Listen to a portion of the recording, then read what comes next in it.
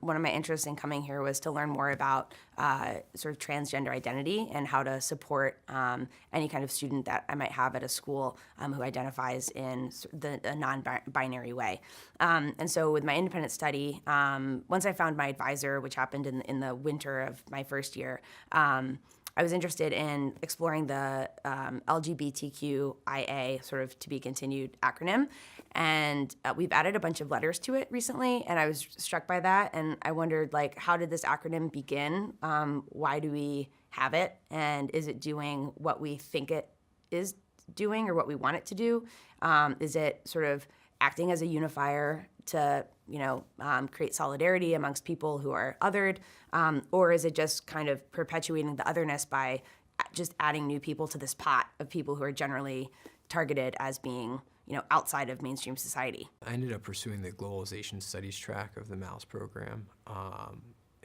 Again, within my interests of the aspects of climate change and energy and national security, it was a good fit for that track within the MALS department. But I wanted to create a media literacy program. So for my MA thesis, I created a media literacy program at Hanover High School, and we looked at popular television shows. So I was able to go into the classroom with the students and show them a bunch of different television series and help them understand representation and things that they were, sometimes passively consuming in their living rooms. And it was really cool to get that experience and watch them grow and learn and actually enjoy it. It definitely takes a lot of research and a lot of commitment, but in a knowledge of a fair number of things. But the program sort of gears you up for that. From the beginning, they do a lot of interdisciplinary courses. Sort of push you outside of your comfort zone on some things, and at the same time, they had a couple of great classes that were suited for what I was doing, so I got to heavily utilize aspects of those or structures from the class in some of my work later on.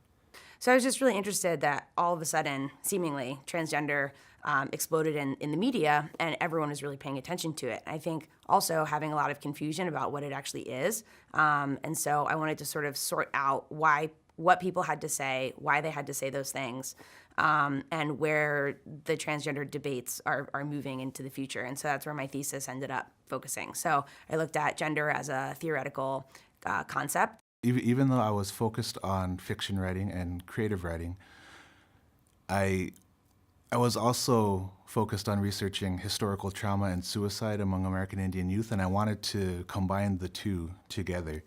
And so my writing courses helped me, of course, with the technical aspects of writing and the feedback I needed to clearly convey my ideas and to clearly write, or to write compelling.